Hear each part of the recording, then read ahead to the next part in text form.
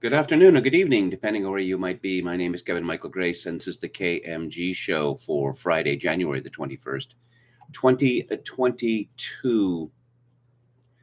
So, what's the business of America? Well, it was once said that the business of America is business. Increasingly, though, it seems to be the business of America is financialization, uh, toll keeping, and rent seeking. What's the business of Canada? Well, financialization, but on a much lesser scale than the United States. And, you know, digging things out of the ground, making them valuable, oil, gas, mining. That's really looked down on in Canada these days. It's really sort of infra dig to get one's hands dirty, making money. And, the Indians don't like it. And so, since they seem to have veto power over everything that happens in my country now, what does that leave? Well, it leaves rent seeking. And, public relations, PR spivs. Incredibly, they dominate political opinion mongering in Canada. It's absolutely outrageous that after any of these PR spiffs, writes a column, there's not affixed to the bottom a list of all of their company's clients, because they're not going to write anything that is going to fall afoul of their clients, are they? But we're not allowed to know that. But there's the other kind of rent-seeking, political and racial rent seeking. And that's what we see in our media now. News? No, no, no, no, no. We're not in the news business. We're in the telling you what to do business, telling you what you can say, and more important than that, what you must not say. Here's a piece from Policy Options, which is published by the Institute for Research on Public Policy. According to its website, founded in 1972, the IRPP is an independent, national, bilingual, not-for-profit organization. The IRPP seeks to improve public policy in Canada by generating research, providing insight, and informing debate on current and emerging policy issues facing Canadians and their governments. The Institute's independence is assured by an endowment fund to which federal and provincial governments and the private sector contributed in the early 1970s. So in 1972, essentially, the governments of Canada decided they needed an ostensibly independent organization to amplify their message. And that's certainly what Policy Options does. You are not going to find anything heterodox there. No, never. Here's an example, an excellent example of the way we live in Canada now. And it's a piece that it took 3 people to write: Stephanie Carvin, Kurt Phillips, and this is a tough one, Amarnath Amarasingam. And who are these 3 when they are at home? Stephanie Carvin is a associate professor of international relations at the Norman Paterson School of International Affairs at Carleton University. She is a former national security analyst with the Government of Canada, and I'm sure her opinions are entirely independent of current policy mandates of the Government of Canada. Kurt Phillips is the founder of and former lead writer for Anti-Racist Canada, which for more than 12 years has been one of the premier anti-racist websites in Canada, used by academics, journalists, and law enforcement officials. And Amarnath Amarasingam is an assistant professor in the School of Religion and is cross-appointed to the Department of Political Studies at Queen's University. He's also a senior research fellow at the Institute for Strategic Dialogue, ho ho, very satirical, and an associate fellow at the International Center for the Study of Radicalization. And what's radical in the world of these people are opinions that are counter to the ones that they hold. This piece begins, the piece is called The Real Virus. Oh, the real virus. Oh, well, no, wait. I'm confused. What's the real virus? Fear. It's fear. Anti-lockdown mobilization in Canada. Mobilization, another one of those military metaphors. Some protesters are concerned about their livelihoods. Many others are associated with far-right, anti-immigrant, and anti-government movements. Since the introduction of public health measures such as masking requirements and lockdowns during COVID-19, there has been a pushback in Canada. Well, some of the groups in this movement have been around for decades, such as Vaccine Choice Canada. Others have emerged for the purpose of directly responding to public health restrictions and vaccinations. In a recent report, we note that some of the protesters are those who are frustrated with the impact that public health measures have had on their lives, livelihood, and businesses, while many others are figures associated with the far-right, anti-immigrant, and anti-government movements. As such, there is concern. Oh, don't you love that passive language? There is concern about the heightened risk of political violence, as well as what the future of this movement may be. There appear to be four drivers of anti-lockdown narratives in Canada. Misinformation, reported by alternative media outlets. The adoption of anti-lockdown positions by politicians. The adoption of anti-lockdown positions by politicians. Which politicians? Which politicians would those be in Canada? Extremist groups latching onto COVID-19, conspiracy theories to attract new members, and opposition to public health measures by the religious far right. You see, you've got the far right, but what's even worse than the far right is the religious far right. We're talking belly of the beast here, people. Together, these were able to quickly adapt to pandemic conditions, creating their own groups. Oh my God, creating their own groups. They're not supposed to do that. There's plenty of officially approved groups for them to take part in and worship whatever the government says, seeking to co-opt, subvert others. Oh, you mean like engaging in dialogue with them, using rhetoric, co-opt, subvert others, or to fit the pandemic into their own extreme interpretations of the world? Oh, you mean like this extreme interpretation of the world that 2 years ago, the governments of the world, with the notable exception of, say, Sweden, decided to panic over a virus that, everyone's just pulling back on.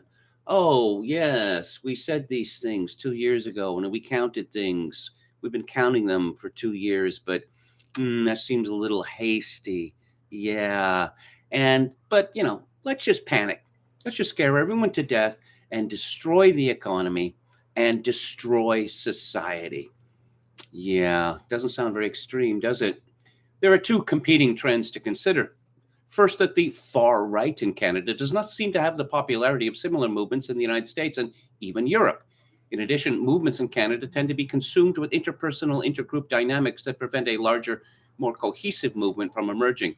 Nevertheless, there are reasons to be concerned. The anti-lockdown, anti-vaccine movements have had nearly 2 years in which to network. Oh no, network? Heretics aren't allowed to network, reach new audiences, and test their messages to improve their outreach. These well-networked individuals, may continue to stay in touch with extremists as they move to new issues, whatever those may be. These new grievances will likely be along the lines of previous far-right extremist preoccupations, such as the promotion of anti-immigration, Islamophobic, and anti-Semitic views, policies, and violence. They may also manifest through a youth-driven culture war that seeks to take Canada back from what is seen as a coalition of socialists, progressives, and globalists. That's who runs Canada. Conspiracy movement adherents, such as those in the QAnon movement, may seek to tie their beliefs to anti-government extremism, posing a serious threat to public order. Oh, I don't know. People start lobbing Molotov cocktails through ministers' offices or start forming militias. I suppose you could say that's a serious threat to public order. But I don't know, talking to other people seeking to gain adherence. Many of these trends are continuing, and in some cases worsening, as the different actors work toward at least two specific kinds of activities: targeting individuals.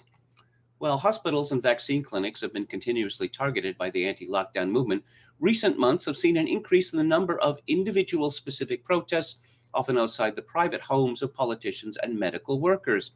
Premier Doug Ford of Ontario and various politicians in Alberta, including Health Minister Jason Copping and Calgary Mayor Jyoti Gondek, have all been targeted at their private residences, as have city councillors in St. Catharines and Calgary. Oh, it's kind of funny coming, in a country where the whole of us were targeted at our private residences, i.e., you can't leave your house. You're locked down. If you go out for a walk, go out to the beach, go out to see the cherry blossoms blooming in Toronto, you will be arrested. But nothing radical about that. There has also been a torrent of abuse directed toward healthcare workers online. Many of the individuals being targeted are racialized Canadians. Ooh, and they're the best kind of Canadians. Also, who racialized them? Unfortunately, alternative media outlets have called for the further harassment of medical professionals, offering bounties for footage of any medical professional seemingly violating a lockdown rule. Employing this type of language and encouraging individuals to invade the private lives of doctors may not be a direct call for violence, but is certainly a call to harass medical professionals. Oh, say, unlike those pastors who were hauled off to prison. Say? Yeah, that seems like pretty direct action to me, but it was the state doing it. And when the state does it, then it is appropriate, unless it's, Donald Trump or it happens in Hungary. These messages are also being sent out to sizable audiences that may not understand or appreciate the nuances being conveyed. You see, only the rent seekers understand the nuances. They are masters of nuances, and I wouldn't be surprised if one get a graduate degree in this soon. Master or doctor of nuance studies. At the event featuring People's Party, no, hang on. Protests have continued in 2022, and we expect there may be further actions, possibly convoys or the blockade of highways. Golly, 2 years ago, when Native Indians and their allies decided to shut down Canada's rail system by hauling garbage onto the tracks. Oh, no, that was passionate political protest. That wasn't radical direct action. No. So long as pandemic public health restrictions are required, how about imposed? Who's to say whether they are required? They haven't done anything whatsoever to stop Omicron, but they're still required. The second weekend of the year saw a large protest in Montreal after new lockdown measures were introduced in Quebec to combat the Omicron wave. And again, how did that turn out? At the event featuring People's Party of Canada leader Maxime Bernier, attendees carried signs invoking comparison to Nazi Germany. Bernier has also nominated he can have influence outside the country as well. An analysis of social media posts relating to the anti-lockdown protests in May 2021 by the fact-checking organization Logically found that Canadian social media accounts dominated the global discussion of the protests after Bernier endorsed them. In this sense, we should not be surprised that Bernier continues to leverage discontent around public health measures for political purposes. He is a political party leader. That is his job. Although Bernier's party did not win a single seat in the 2021 federal election, he was able to triple his share of the popular vote to just under 6%. Other prominent anti-vax politicians are forming new parties to run in provincial elections. 3 far-right alternative parties have formed in Ontario alone, looking to win seats in June's provincial election. All 3 are headed by politicians forced out of conservative political parties due to their opposition to public health measures. In Alberta, the Wild Rose Independence Party holds anti-public health measure views. Yes, I guess if you're against needless lockdowns and mask mandates and social distancing, that makes you anti-public health, as does the recently formed Alberta Statehood Party, which seeks to make Alberta a U.S. state. In the wake of increased threats, personalized harassment, and continued protests, the Canadian government has responded by rapidly passing new legislation in Canada that enhanced criminal code offenses for intimidating healthcare professionals. In response to serious online harassment in December 2021, Public Safety Minister Marco Mendicino wrote a public letter to Twitter arguing that social media has a role to play in rooting out harmful online conduct. Again, harmful online conduct, according to our government, is that which is opposed to the government. While the social media accounts of some anti-lockdown influencers have been suspended, misinformation remains widespread and is, in some cases, thriving on platforms like YouTube, TikTok, and Telegram.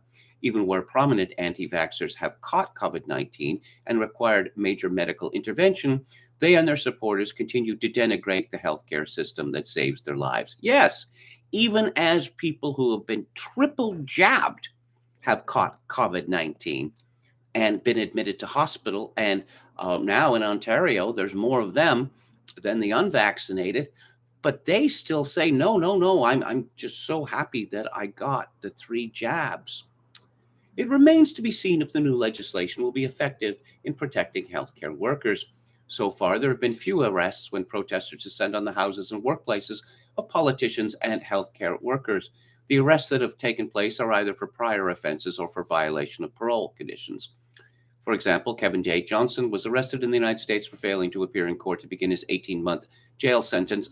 Artur and David Pavlovsky were arrested for breaching a judge order that restrained them from attending any illegal public gathering after participating in a protest outside the home of a politician in Calgary.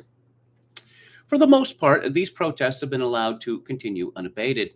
This is concerning because it appears the anti-lockdown movement is becoming increasingly violent in countries such as France, where journalists are targeted and attacked at protests, and the UK, where some people have taken up direct action training. In the UK, you have Climate Extinction and allied groups which have brought London to a halt, brought major highways to a halt. But that's the good kind of direct action. Given the connections between the anti-lockdown movement with the far right in Canada, it's possible that such developments could manifest themselves here. Little suggests, the authors conclude, that the amplifiers of the anti-lockdown movement in Canada are in any way retreating during the Omicron wave. Golly, I wonder why that's so, you idiots.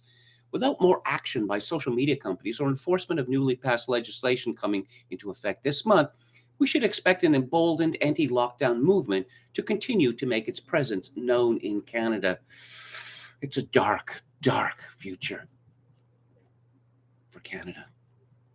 One of these writers, Amarnath Amarasingam, is described by Wikipedia as a Canadian extremism researcher. He is all over the place. And, I see. Here's a grant from the Social Sciences and Humanities Research Council. That's from the government. The Institute for Strategic Dialogue. It's a London-based think tank concerned with extremism. Golly, I wonder where it gets its money from. As I say, rent-seeking. Amarasingam has written for the New York Times, Politico, The Atlantic, Vice News, The Daily Beast, Foreign Affairs, The Huffington Post, Al Jazeera. He is all over the place. What do we know about this fellow? Well, he's rather shy about mentioning this, but I did a search, and he was born in Mullaitivu, Sri Lanka, and sought refuge in Canada with his parents arriving in Toronto at the age of 6. Well, we were gracious enough to allow this man into our country, and he repays us with contempt and hatred. That is all that he does. He doesn't bother to hide the fact that he hates this country and wants it destroyed. Certainly destroyed, is currently constituted. But let's go back to that essay just for a minute, because I'm really curious, genuinely curious about this idea of extremism. What what's extremism? Hmm? Who gets to decide what extremism is? Anti-immigration. Apparently, it is an extreme position to want the population of Canada replaced by rebarbative foreigners like Amarasingam. Hmm? But it is not considered extremist in Canada that the government takes the position that the oil and gas industries must be destroyed, that the oil and gas must remain in the ground.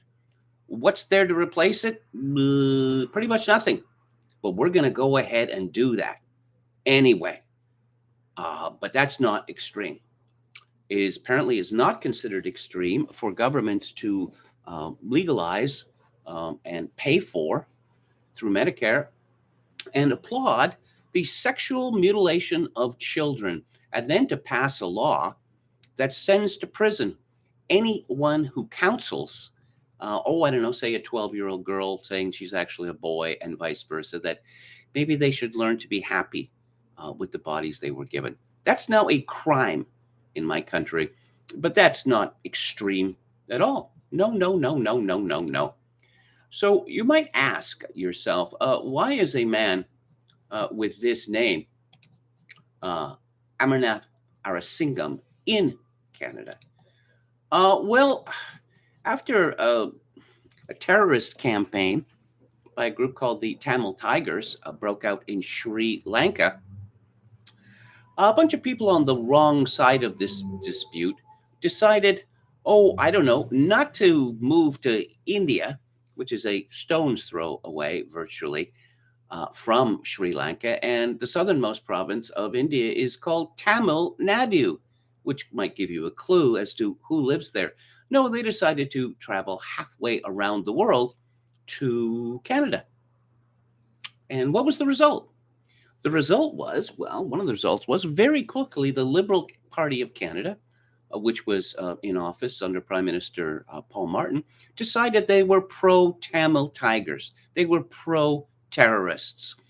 And several Liberal MPs frequently spoke at rallies organized by Tamil Tiger groups. And Paul Martin, the Prime Minister of Canada, appeared at one. But it wasn't just the Liberals. Because the Conservatives under Stephen Harper decided, no, we can play the immigration game too. Notwithstanding that in their best result, they won 31% of the so-called visible minority vote. That is to say, they were losing this game over 2-1.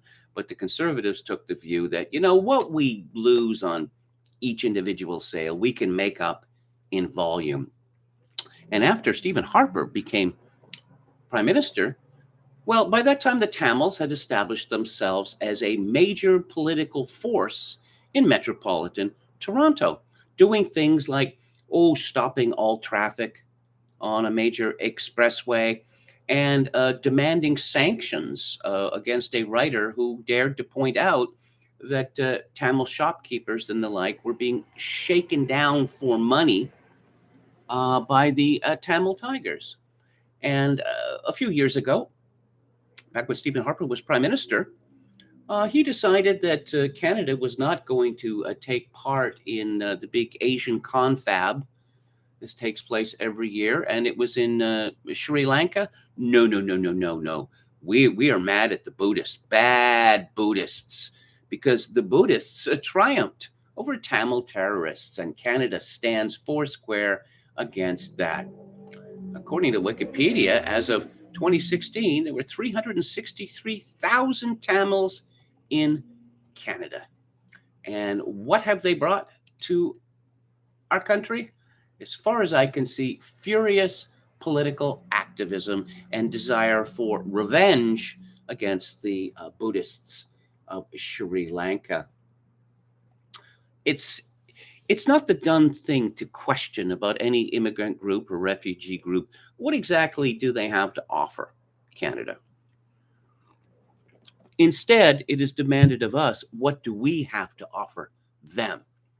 Because Canada is as Justin Trudeau famously said, the world's first post-national country.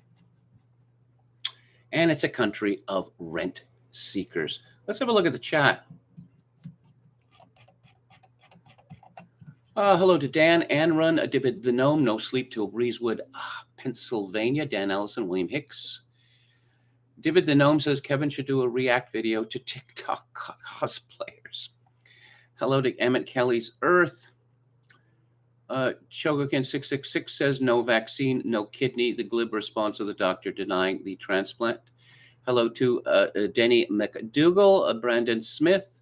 It's a hard knock on the rental units life for me, he says.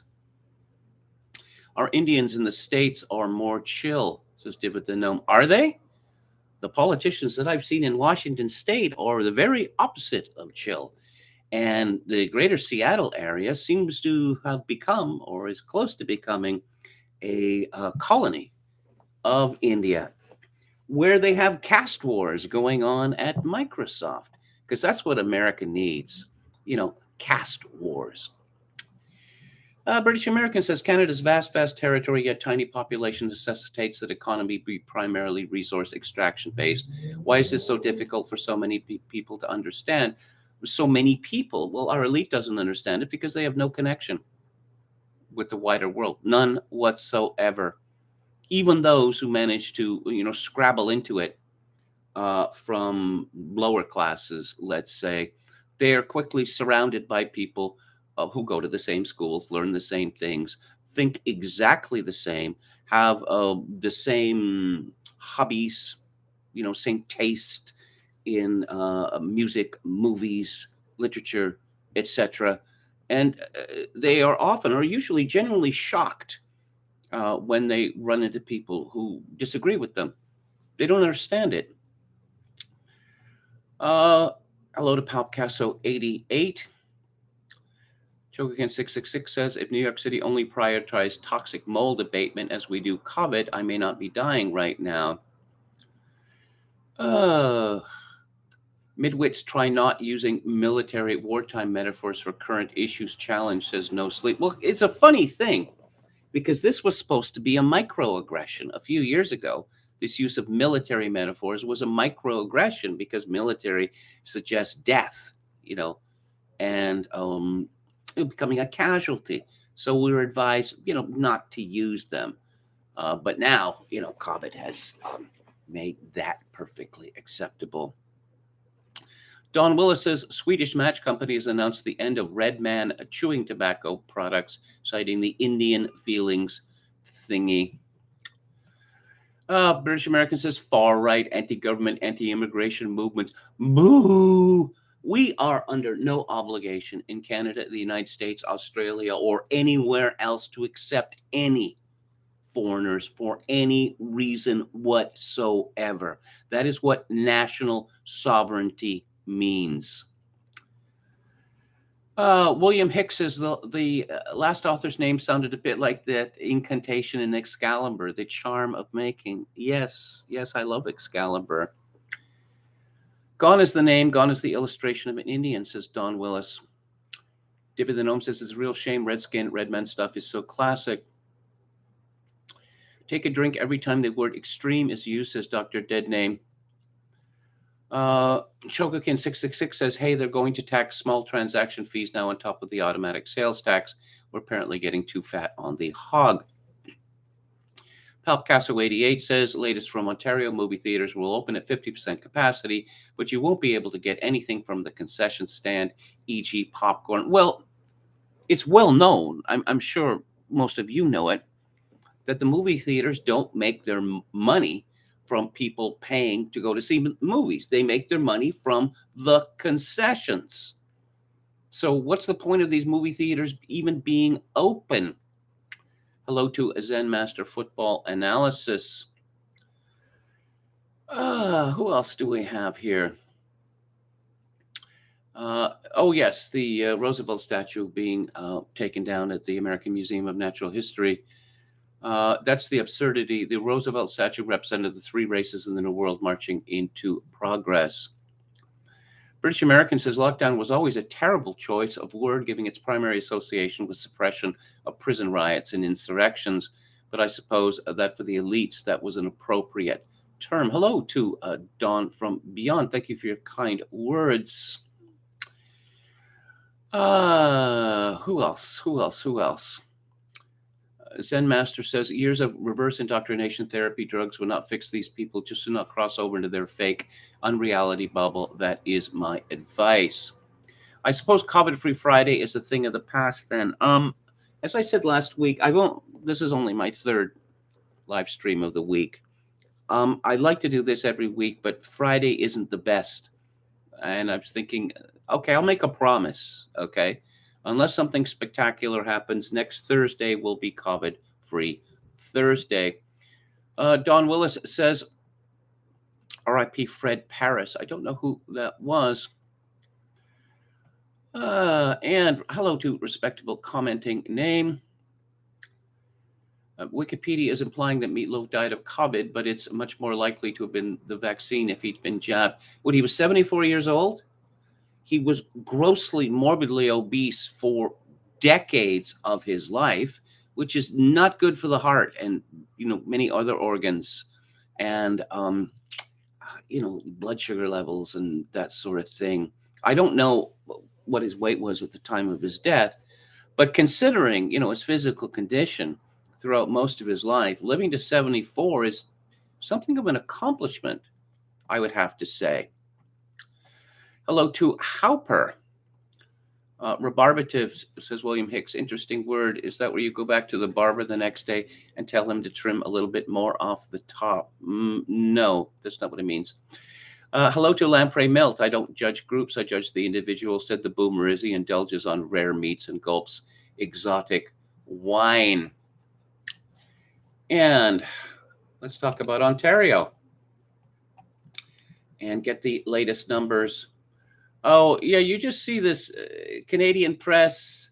It was, what was it, 4 weeks ago? It was Omicron variant. Oh, my God, it's the end. And now it's like, hey, come on, let's just chill out. Let's just start chilling out, okay? And I wonder why.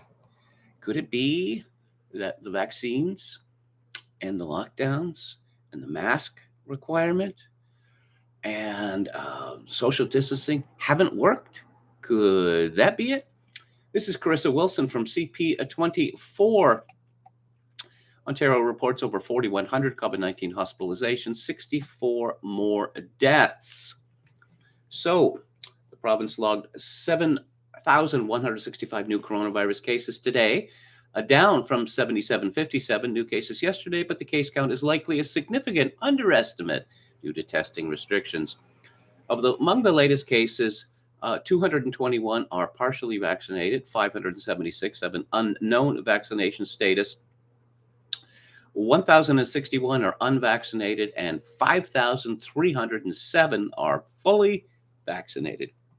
The data doesn't show how many of these people were triple jabbed. So far, 88% of Ontarians 5 years and older have received at least one dose of a COVID-19 vaccine.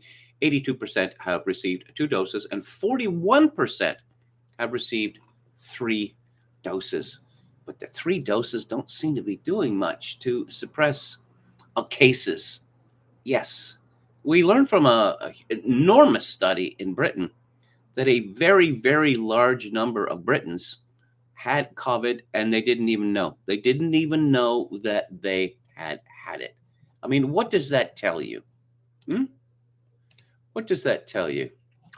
Oh, and despite the claims, or at least reported by the media, from Ontario's chief latrine-walla, Dr. Kieran Moore, that no.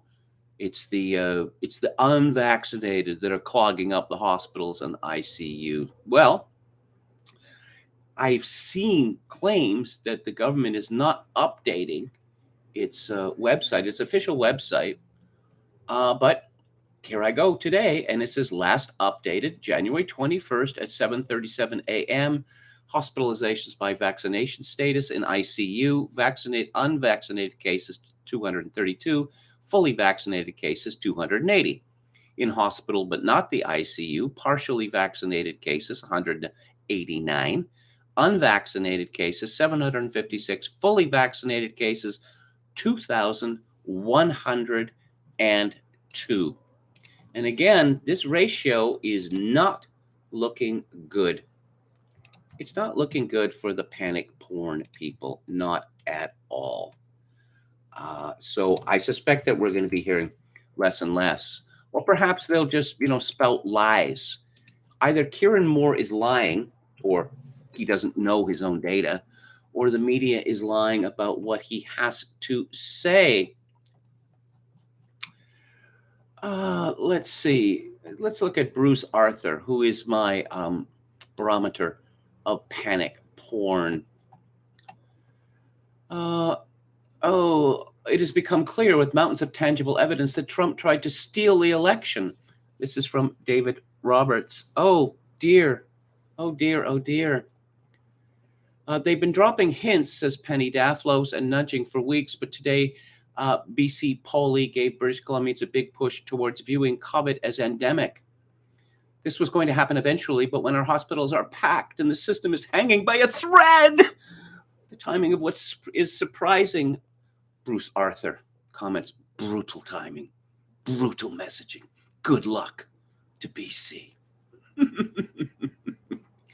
Oh, dear. BC went pretty crazy because of COVID. Not as crazy as Ontario, which is led by a supposedly conservative government. But here's my hypothesis. Why are the governments beginning to pull back? Why are they beginning to go with the endemic line? Because I think that based on what they hear and read, not only that their prophylactics have not worked, but they're beginning to worry about people swinging from lampposts. That's my thought on that. But we still have, manufactured consent in my country of Canada. In fact, if you wanted to write a book about the politics of Canada, you could just call it Manufactured Consent. The media parrots what the government says. Reporting, no. Stenography, lightly rewriting government press releases, and adds, some edge to it. And so people consume this media, and then pollsters ask them, do you want to punish these horrible people? Well, yeah, of course we do, because the government said they were horrible people and they were going to kill us. And the media said they were horrible people and they were going to kill us. And which leads to this story from Chris Tomlinson at Breitbart. Over a quarter of Canadians support putting unvaccinated people in jail for jab refusal, while 2/3 say they would support mandatory vaccinations for all residents over the age of 5. A poll released this week by Canadian firm Marrow Public Opinion claims that 27% of the Canadian public would support the government putting people in prison for a short time simply for being unvaccinated. Marrow Public Opinion Executive VP John Wright told the National Post, a majority of Canadians have little sympathy for the unvaccinated. Mandatory vaccinations have been a largely taboo subject in Canada since the start of the rollout of the Wuhan coronavirus vaccines, with Prime Minister Justin Trudeau stating that the country would never mandate vaccines in an interview in May of last year, saying, quote, we're not a country that makes vaccination mandatory. Yeah, but when it gets to the point where the vaccines are failing, that's the point where you have to make them mandatory, because otherwise, the governments and the public health officials would be so embarrassed. And we can't let that happen. We can't let that happen. Some good news from the United States. This is from Kaylin Deese at the Washington Examiner. A federal district court judge in Texas granted a preliminary injunction against President Joe Biden's executive order requiring all federal workers to be vaccinated against COVID-19 or be subject to getting fired. Or be subject to getting fired? That is really awkward phrasing. In Germany, old habits die hard, it would seem. This is from Paul Joseph Watson at Summit News. The German government is seriously concerned over the sheer number of protests against COVID restrictions in recent weeks, which are the most widespread in the country's history. Influential German broadsheet Die Welt reveals that on the same day, protests took place in over 1,000 locations across the country. The government is concerned about the decentralized actions, reports the newspaper, with one source labeling the immensity of the demonstrations depressing. Never before in the history of the Federal Republic have there been demonstrations that are more widespread than in the last few weeks, states the report, with the government counting 1,046 separate protests involving around 188,000 participants. Aren't there over more than 70 million people in Germany? 188,000 participants isn't really all that much. Watson comments, instead of describing such developments as depressing, you'd think authorities in Germany would maybe considering listening to the will of their people. A scandal in Hamburg, where the mayor falsely claimed that the unvaccinated represented 95% of COVID cases, didn't do anything to restore trust.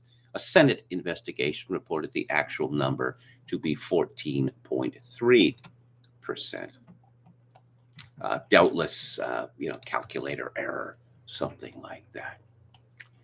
Let's go to Steve Kirsch's newsletter.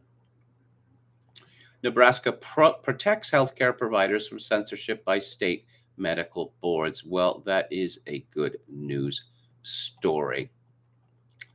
Santa Clara County to mandate vaccination by January 24th, 2022.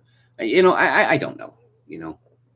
I'm surprised in Santa Clara County they're not mandating transsexualism, for a certain proportion of the population.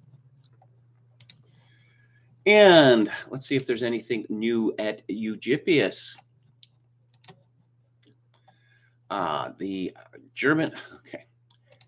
Oh, I forgot. No. Before we could go on to Eugippius, there was another story here that, I forgot to put on my list. Oh, no, that Austria is moving towards mandatory vaccination. The law is, it's sailed through their parliament and is going to be, signed by the president soon. Again, old habits die hard. Eugippius, 7 hours ago. Karl Lauterbach, a German health minister, explained a few days ago that vaccine mandates are actually all about, wait for it, freedom. Quote, I believe that doctors should vaccinate anyone who wants to be vaccinated because of the mandates, or anyone who wants to be vaccinated because they freely choose it. No one will be vaccinated against their will. The vaccine mandate will simply lead people ultimately to accept a voluntary vaccination. Yes, we have ways of making you jab. Eugippius comments, we're 4 weeks into our Omicron wave here in Germany. In this country of 83 million people, not 70, but 83, a grand total of 631 people are in the hospital with confirmed Omicron infection. 35 of them are in the ICU and 27 have died. This is why we have to abolish bodily autonomy. Yeah. A certain German philosopher came up with a reason to justify that sort of thing. A universal mandate, you might say. Yes, it is not, it's all about freedom. It's all about the freedom to do what is right or else. And let's go to Alex Berenson. Oh, what? Oh, he's got a lot of stuff here. Why the risk ratios that supposedly prove vaccines offer 90% protection against deaths from COVID are a lie. Kudos to the state of Massachusetts for being more honest about COVID vaccine failure than most blue states, or the Centers for Disease Control, which rolled out more nonsense numbers about vaccine effectiveness today. Unlike most states, Massachusetts provides raw numbers for infections in vaccinated people instead of hiding them and offering only adjusted rate ratios that claim to compare infection risks in the vaccinated and unvaccinated. On Thursday, Massachusetts reported 85,000 infections, 900 hospitalizations, and 170 deaths in vaccinated people for the week ending January 15th, almost half of all COVID deaths over that period. Even more important, Massachusetts also acknowledged those figures underestimate the real totals in the vaccinated because its reporting systems miscount some of them as unvaccinated. As the report explains, the number of cases in vaccinated people may be undercounted due to discrepancies in the names and dates of births of individuals, resulting in an inability to match records across systems. Hospitalization data is likely also undercounted, as identification and reporting of hospitalized cases relies on that information being obtainable by case investigators through patient interview. Massachusetts' admission helps explain why the United States reports relatively fewer deaths and hospitalizations in COVID vaccinated people than other highly vaccinated countries with more complete immunization registries and national health care systems. In its weekly reports, the United Kingdom has said that as many as 80% of its COVID deaths are in vaccinated people. In the last several days, New South Wales, the most populous state in Australia, has reported over 70% of its surging COVID deaths in the vaccinated. And, what was this one here? The pandemic's wrongest man. This will be an ongoing series. And, okay. We have some tweets here. Little back of the envelope calculation: if the third shot produces 20 to 40 times the antibodies of the second and decay is 40% a month, per the Israeli antibody study, you're back to second dose baseline in 6 months, unprotected and under a year. This is probably very optimistic. I would guess this is the bet Fauci and the White House, assuming anyone there has read the new papers and follows the Israeli data and knows what's going on, are making, just hoping to boost antibodies high enough to buy a few months and get through the winter. It's a very risky bet. Oh, I get it. The pandemic's wrongest man. This is what the Atlantic magazine, this is what they called Alex Berenson. Well, no, again, I got to lay down a marker here, as I predicted going back to March of last year, coming up on 2 years now. Regardless of how badly this ends, the authorities are all going to pat themselves on the back and say, heck of a job. Because if we hadn't done what we had done, oh my God, 10 times as many people probably would have died. I mean, this, all life would come to a halt. And they're beginning to say that, but that chorus is going to get louder. Nigel Farage reacts to the amount of people who have died purely of COVID since the start of the pandemic. This is from GB News. We've seen again and again estimates of how bad this crisis could be that are nearly always massively over-exaggerated, but this has really made me sit up and think. And he looked at the official data, the official government data from ons.gov.uk. That's the Office for National Statistics. And how many people have actually died? In my specialty, cancer, as a doctor, you'll probably see an extra 50,000 deaths over the last 18 months from cancer. That's Professor Carol Sikora.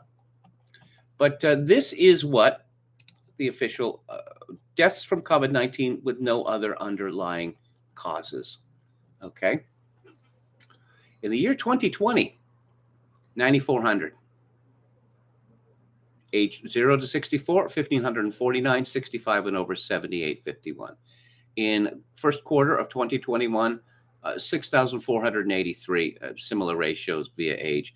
In 2021, quarter 2, 346. In 2021, quarter 3, 1,142. Yes. These are people who died solely of COVID. These are very small numbers, wouldn't you say? Very, very small numbers indeed. When a person racked with all manner of serious illnesses, someone who's terminally ill gets pneumonia and dies from that, we typically don't give the cause of death of pneumonia. If a cancer sufferer, if a terminal cancer sufferer happens to, in ICU, suffering what they call ICU shock, as a heart attack or a stroke, or dies of that, they don't typically put that down as the cause of death. They put cancer as the cause of death, because it was the cancer that wrecked his immune system and or strained his heart, his circulatory system to the bursting point. But with COVID, it was completely different for some reason.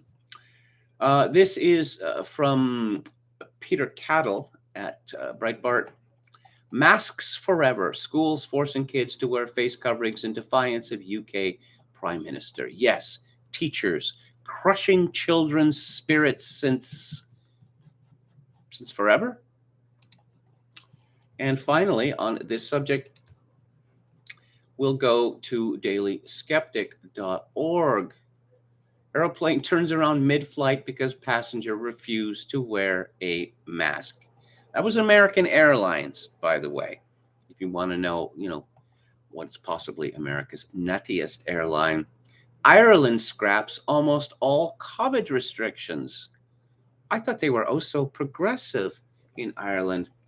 From this weekend, Irish pubs, restaurants, and other hospitality outlets can return to normal operations, and customers will not be asked to show a digital COVID pass, TSAC Michael Martin has announced. Golly, how about that? UK government has abandoned the science, says Wales First Minister, as he set course for alert level 0. Doesn't that sound like one of those phony movies in Seinfeld?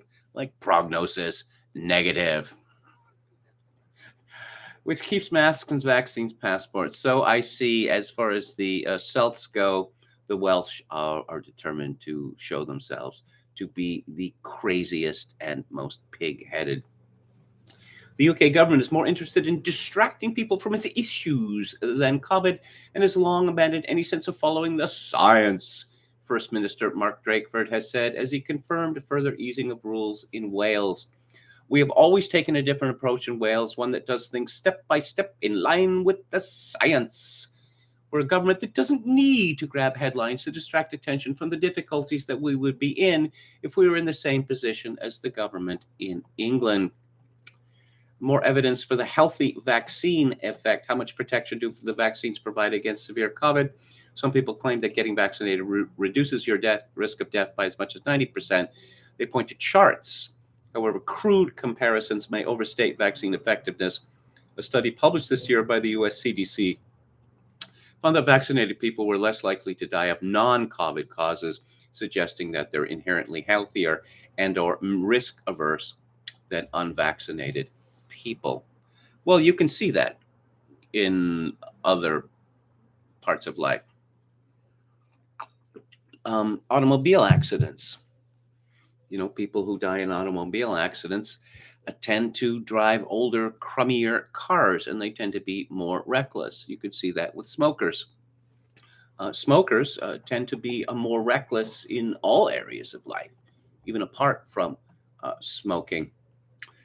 Do COVID vaccines reduce all-cause mortality? ONS data gives us no reason to think so. Yes, Austria's MPs pass mandatory vaccination law, and subject to fines of up to 3,600 euros. And Will Jones asks alarming stuff. Have they learned nothing from history? No, apparently not. Let's go back to the chat, and then I'm going to talk about open offices. Okay, dying of cancer or dying with cancer? Well, I suppose in some cases, people die with cancer that's in remission. Of course, the difficulty with making a statement like that is that how do we know that cancer is actually in remission everywhere in the body? Typically when it's said that a cancer patient is in remission, they're referring to, a specific part of the body that the cancer is in remission. It could be, burrowing away somewhere else in the body without physicians knowing it. Hello to Professor Paul. It isn't teachers, it is the protocols established by state governments in the U.S. that are responsible for educational stupidity. Hello to Seraphim Goose and Jim Edward. Tom Anderson says, everyone thought cubicles were as bad as it could possibly get. Then came the open office. No Sleep says, Massachusetts is one of the bluest states out there. This is coming out because the people who run the state know it changes nothing. Emma Kelly-Zer says, your German accent reminded me of General Burkhalter from Hogan's Heroes. Made me laugh. Thanks. I appreciate it. Where are all the nutballs with their AR-15s, says True Greenberg. I've always been pro-Canadian, says Don Willis. Hockey and beer. Shame how far left she's become. Who would that be? My Trail of Disgrace says, follow up Peter Blake, Bad Music Monday, another slap-happy cover from around the same time as Mazzy Star and Pale Saints. Yes, I love the Pale Saints, and I just had a memory lapse there, and I was talking about Blue Flower, and Pale Saints were there first. Is Bongwater's version of The Drum. Didn't originally know it was a cover. Isn't there a well-known actress who was in that band? Is that Ann Magnuson's band, Bongwater? Just let me check here. This will just take a second. I have to satisfy my curiosity. Formed in 1987, dissolved 1992. The group was formed by Ann Magnuson and Mark Kramer. Yes, how about that? And I know of that band because I had the tribute to Rocky Erickson CD, which is quite good, by the way. And there was a cover by them on that. And, let's see, Ann Magnuson was in The Hunger, Desperately Seeking Susan, which is a movie I quite like. Making Mr. Right, where she played, the second female lead. I think that's a really underrated movie, Making Mr. Right. Tequila Sunrise, Cabin Boy, Clear and Present Danger, Tank Girl, Small Soldiers, also underrated. And Panic Room, and many, many others. So thank you for that, reminding me of that. And, okay. Fred Paris, Five Satins in the Still of the Night. Oh, I know that song. Yes. Oh, thank you for that. Okay, that's from Don Willis. Man, I love this crowd. You guys get it, says Seraphim Goose. Yes, Ann Magnuson, indeed. Also, Anything But Love TV series with Richard Lewis, says My Trail of Disgrace. Very good-looking woman, Ann Magnuson. A noted scenester in New York City, she was. So let's talk about the open office. Is there anything worse than the open office? Could there be anything worse than the open office? For those of you who don't know, it used to be that you'd go to work and you'd have an office, or you'd have a desk. So, well, some people have offices. I once had an office with a door that closed where I could shut everyone out. And there was glass, so I could, keep my beady eyes on my employees. And then, I don't know, you have the bullpen concept where you have all these desks in rows, right? And then cubicles, which again, as was suggested in the chat, this was considered to be, degrading. But now, the open office, which I don't know how anyone could work in an open office. Essentially, you have a large table and you have a bunch of people on both sides of it, like a couple feet away, and they've got their laptop and they're tapping away. And I don't know, maybe they're talking on their phones and they're eating and drinking, slurping and chomping. I do not know how people can work under those situations. I see now that all the pictures of classrooms I see, there's tables with two people sitting at the table. Because I don't know, it would be too hierarchical to have one child to a desk. Apart from the fact that there's no privacy there, and the fact that people are going to cheat off each other, the potential for distraction is exceedingly high. But never mind that. Again, we don't want to be too hierarchical. But wait, this is from, oh man, another one of these Tamil names, Vanmala Subramaniam. This is from the Globe and Mail. In the Great Divide over hot desking, companies find cost savings while employees can feel alienated. When Bank of Montreal, it's not the Bank of Montreal, okay, when Bank of Montreal informed its employees they would be able to start coming back into the office last September, one Toronto-based BMO employee told the Globe and Mail she felt a rush of relief. She said she had close friends on her team at work and she missed the banter in the office. But because the employee had opted for a hybrid work setup, working some days at home and some at the office, she was told she would no longer have her own desk. Instead, employees were asked to download an app, urge to kill rising, My Workspace, to book desks that they would work at for the day. That fellow who I've quoted many times is called Malmesbury, something or other, on Twitter. He was complaining about this, that you frequently go to a restaurant now. Oh, no, we don't have menus anymore. You have to download an app. This is a particularly galling example of what Kingsley Amis famously called the easier for them principle. How about those people who, a lot of people when they get older, like me, they find it, they like to print larger, And, oh, yeah, I'm going to look at things on my tiny phone instead of, look at a menu, right? But back to hot desking. The Globe is not identifying the BMO employee or the department she works in because she is not authorized by her employer to speak to the media. Having to book random desks each time she came to the office, a concept now known in the world of white-collar work as hot desking or hoteling, changed the office experience for the employee, mostly because she had no idea who else would be coming in on any given day or where she would sit. Within weeks, she gave up on coming into the office altogether. Hot desking is one of the most popular hybrid work-related changes employers have embraced over the past 2 years, according to numerous interviews with consultants, human resources, executives, and employees. The concept has gained mainstream popularity during the COVID-19 pandemic, spurred to a large extent by public health requirements on physical distancing.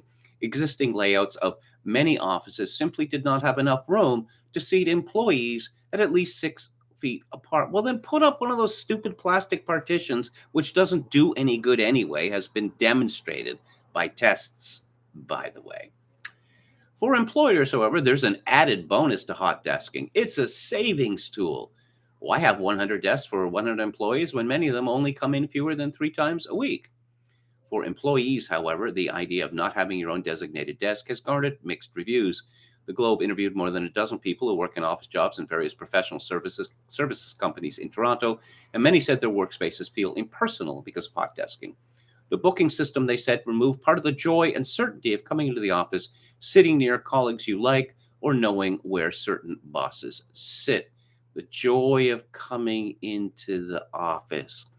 I don't know that that's exactly true. I think it's more like, well, I have to come into the office, but at least there's a place that's mine.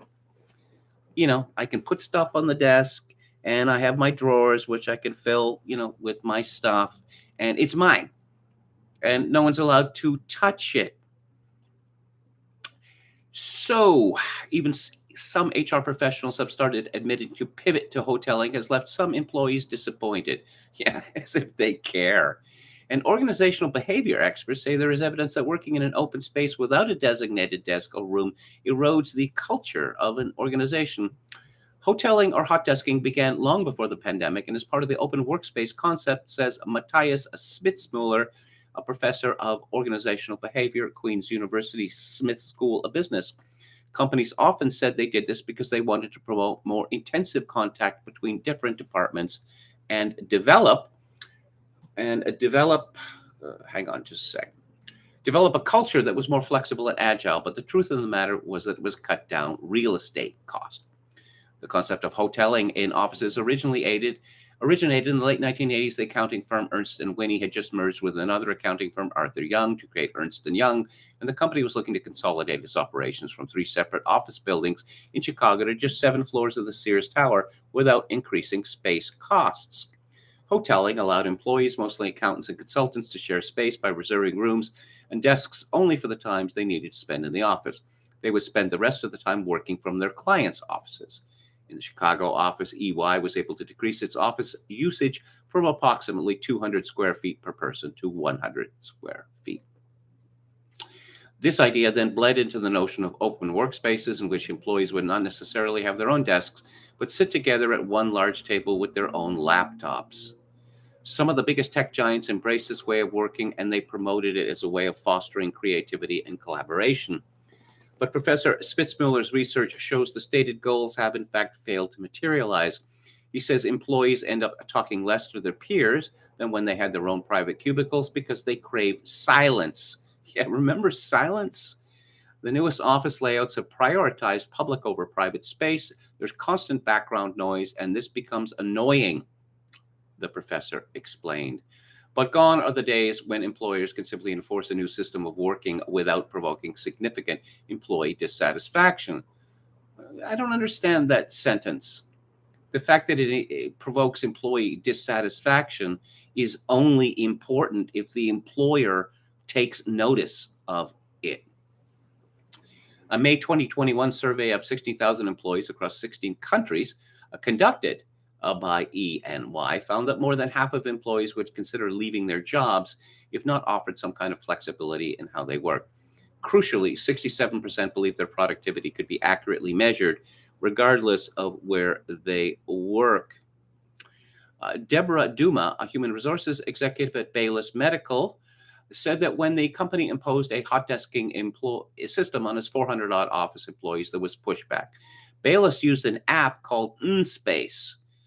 Not in space, but in space. Get it? Owned by the Canadian architectural services company IBI Group to facilitate hot desking. I had employees ask me, what about my special chair? What about my personal items? Ms. Duma told the Globe. The company policy regarding hybrid work recommended employees came back into the office at least 3 times a week and book a desk using space. I'm not going to read any more of this. It's just, the attitude of these companies seems to be, you should be grateful. You should thank God, not that God exists, but whatever, that the fact that you have a job. Okay. I mean, you heard of the gig economy? Yeah. So you've got a job, and so we can treat you as badly as we like. At the same time, you have this, the open desk system and hoteling. You have companies encouraging employees to think of them as a family, that this is your real home. It's your real home, but we're just going to treat you however we like, because what are it? So let's see. Oh, Joe Biden. He's still the president of the United States, is he? I normally don't worry about these things because this is a subject which is brought up pretty much with every president. I know it was certainly brought up when Reagan became president in 1981. Can you imagine this man having the nuclear codes? And I'm thinking of Joe Biden, and I'm thinking, this is seriously beginning to worry me. If Joe Biden suddenly decided that, he was going to launch the missiles, what would happen? What would happen? Would he be obeyed? This is from Joseph Wolfson at Fox News. President Biden took a swipe at Fox News White House correspondent Jackie Heinrich for attempting to press him following his controversial remarks about the escalating Russia-Ukraine conflict during his marathon press conference. And have you seen clips from that? Biden sparked an international firestorm as critics accused him of providing a green light for Russian President Vladimir Putin to begin an invasion of Ukraine. Russia will be held accountable if it invades, Biden said Wednesday, and it depends on what it does. It's one thing if it's a minor incursion and we end up having a fight about what to do and not do, etc. But if they actually do what they're capable of doing with the forces amassed on the border, it's going to be a disaster for Russia if they further invade Ukraine, unquote. The White House walked back his comments, stating if any Russian military forces move across the Ukrainian border, that's a renewed invasion, and it will be met with a swift, severe, and united response from the United States and our allies. Ahead of Biden's meeting with the Infrastructure Implementation Task Force Thursday, Heinrich shouted a question to the president as his staff began shooing reporters out of the room. Why are you waiting on Putin to make the first move, sir? Heinrich asked. Biden chuckled, softly replying, "What a stupid question." Um, you know, I was a reporter for many years, and I learned something about reporters. And, if you pay attention to what they write, how they treat certain people, public figures, reporters like to be flattered.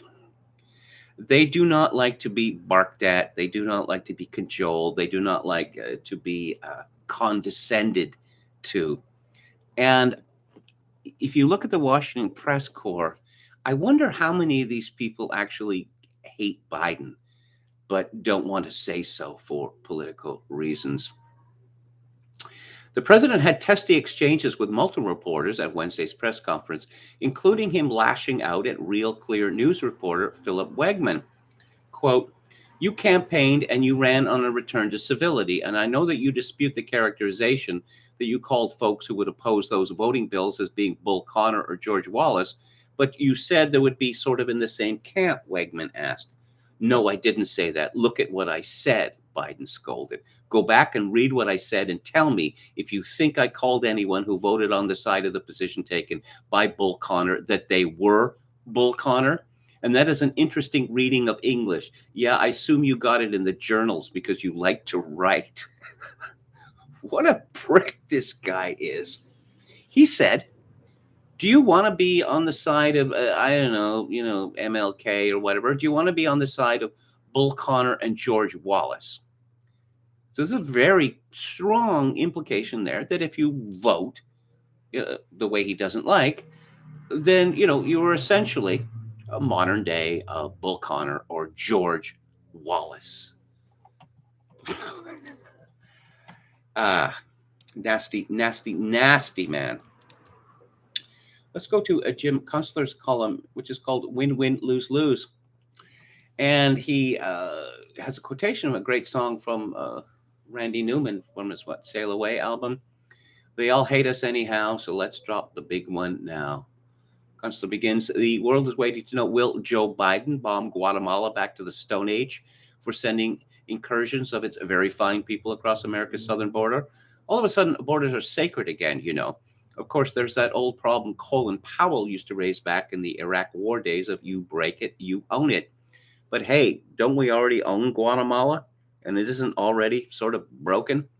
Well, you can own a dog, say a pitiful, broke-down, half-lame, scrofulous, roomy-eyed, junkyard kind of old dog, and that doesn't stop the dog from taking a dump on the neighbor's property across the street.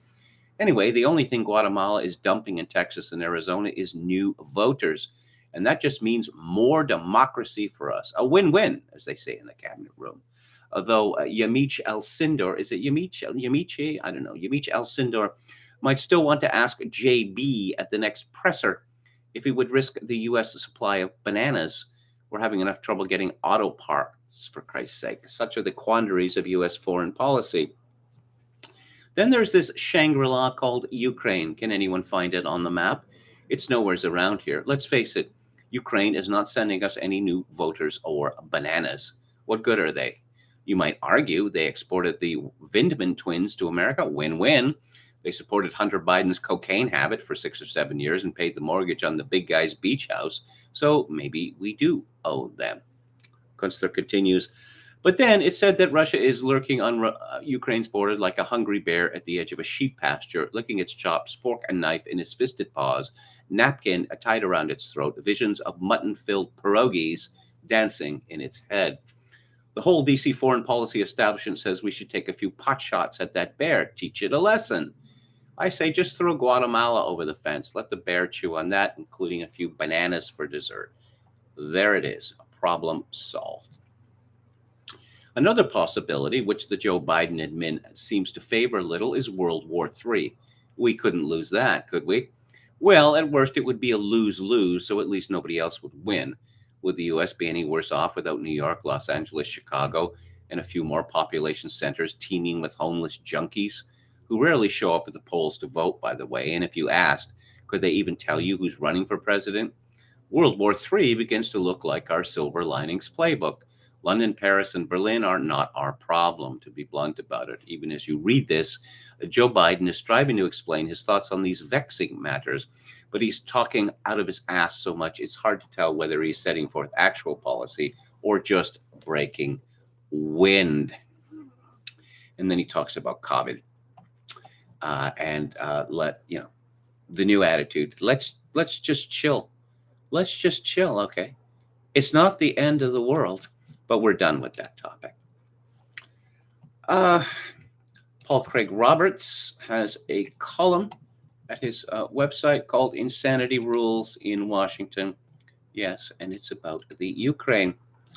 The opening remarks of Undersecretary of State Victoria Nuland prior to her friendly press conference with well-tamed U.S. journalists reveals the unreality of the world in which Washington exists.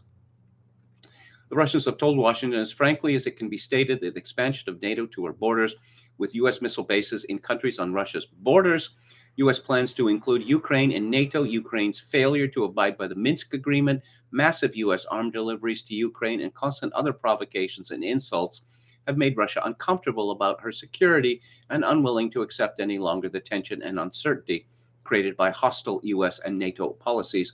Russia has stated without qualification that unless the West cooperates in removing the threat to Russian security, Russia will remove the threat with dire consequences to the West. This is clear, honest talk. But no one in Washington or NATO heard. Victoria Nuland is an evil neoconservative warmonger, but she is no different from the other deluded fools in Washington. The U.S. is unable to deal seriously with the most serious issue because Washington is a victim of its belief in its own anti-Russia propaganda. Nuland's beginning remarks are representative of the unreality of American policymakers. And Nuland says, before I go into some of the diplomatic substance, let's remember how we got here. It is Russia that created this crisis out of whole cloth. It is Russia that has amassed 100,000 troops on Ukraine's borders. It is Russia that has prepared internal sabotage, destabilization, and false flag operations for Ukraine. Note to Victoria Nuland, don't talk about false flag operations before your false flag operations. Pretend to be shocked beyond measure at what is a false flag operation. Don't use that word. And it is Russia, Nuland said, that has spewed disinformation and lies about Ukraine, about the United States, about NATO to justify its own actions. Paul Craig Roberts comments, these and the rest of Nuland's remarks constitute a packet of lies and a complete evasion of the issue. The issue is not a Russian invasion of Ukraine. The issue is whether Washington can acknowledge that its missile bases on Russia's border constitute a threat to Russia's security. Russia did not invade Ukraine in 2014. Washington did, when the U.S. overthrew the democratically elected government and put in its place a U.S. puppet state hostile to Russia. One of the main goals of Washington's coup in Ukraine was to deprive Russia of her Black Sea naval base. Russia forestalled this by accepting the 97% vote in Crimea to return to Russia, of which Crimea had been a constituent part for 3 centuries. When an Undersecretary of State feels secure standing in front not only of the U.S. media, but also the world media, and spewing obvious, blatant lies, we have all the proof needed that Washington lives in its own make-believe world. Consequently, Washington is going to be bitten very hard by the real world. And The Spectator asks, does the world you need the United States? That's an essay by Christopher Caldwell. There's an essay in the National Interest by David Pine, Biden's opportunity for peace in Eurasia. While these comprehensive peace agreements with Russia and China would not be without challenges, they would provide an unprecedented opportunity for Biden to secure his presidential legacy as a transformational peace president, while also serving to safeguard vital U.S. national security interests. Well, the planted axiom here is that there is a constituency, a powerful constituency in favor of peace. As the old song goes, peace sells, but who's buying? The media wants war. The elites want war. The academy wants war. Business wants war. What the citizens of the United States of America want is neither here nor there. And it hasn't been for a very long time. Oh, wait. Canada Canada's on the move. Canada's in the game. Rachel Aiello reports on CTV News, Canada loaning $120 million to Ukraine, looking at further actions in face of Russian aggression.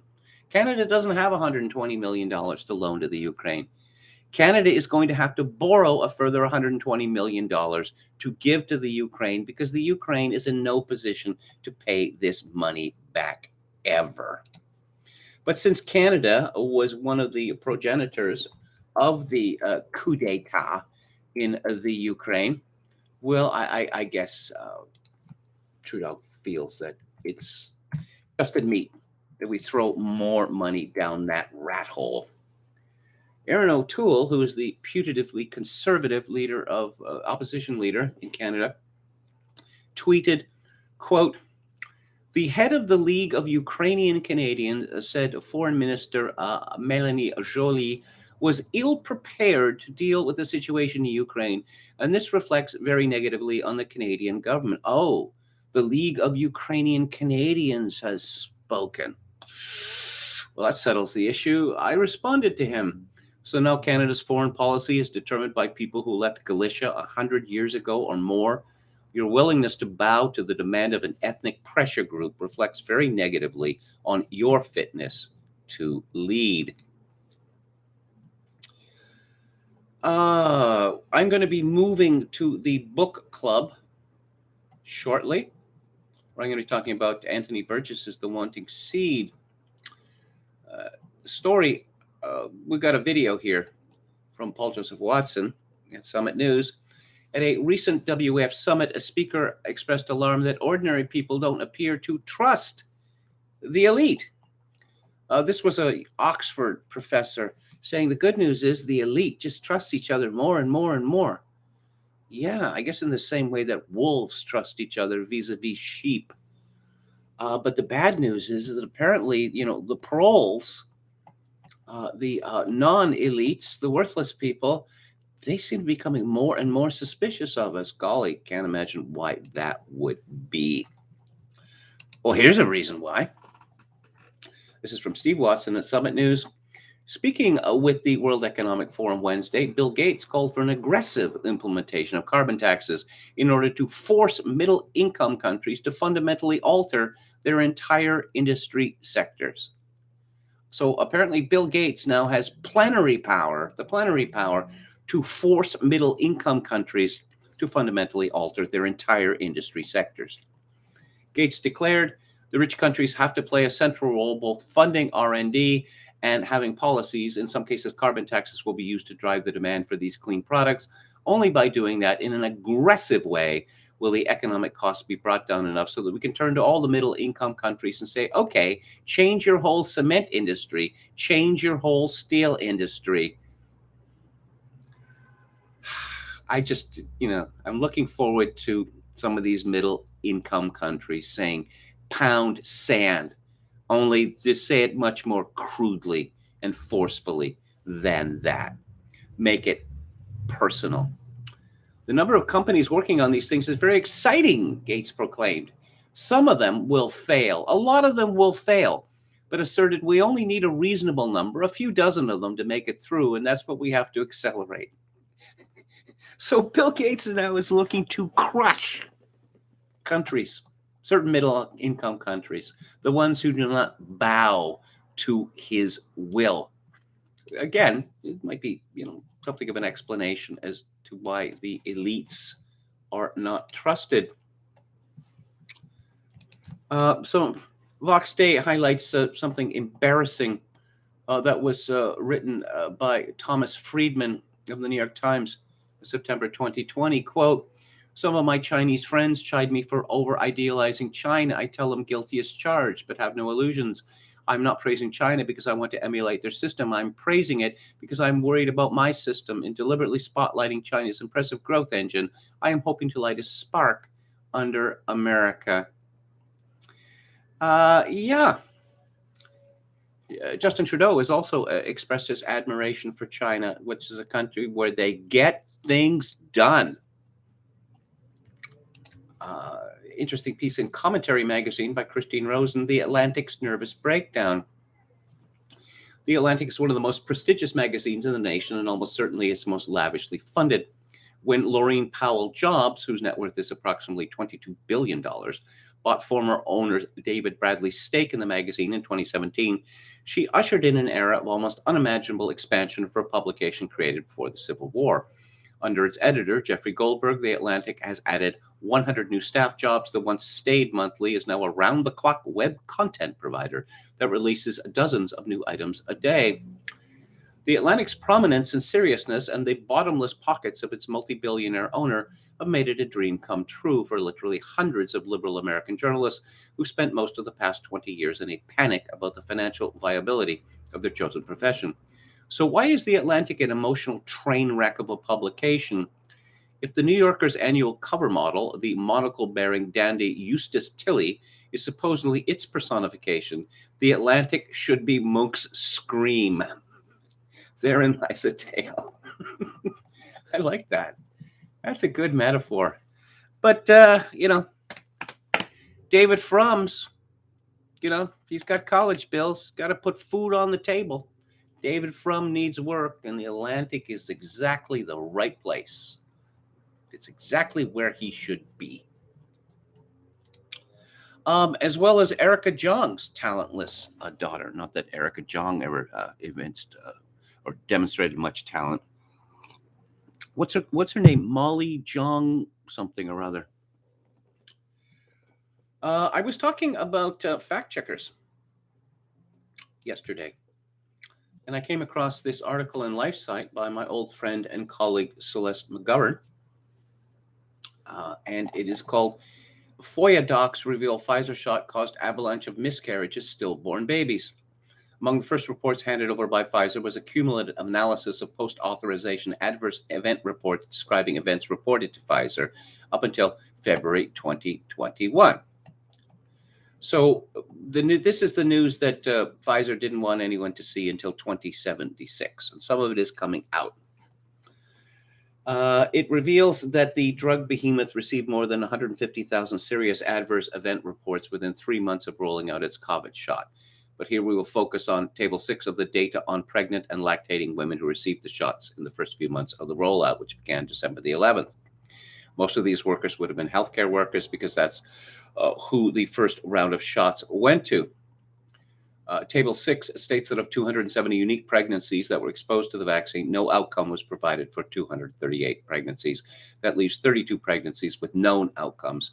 Pfizer's report states that there were 23 spontaneous abortions, miscarriages, 2 premature births with neonatal death, 2 spontaneous abortions with intrauterine death, 1 spontaneous abortion with neonatal death, and 1 pregnancy with normal outcome.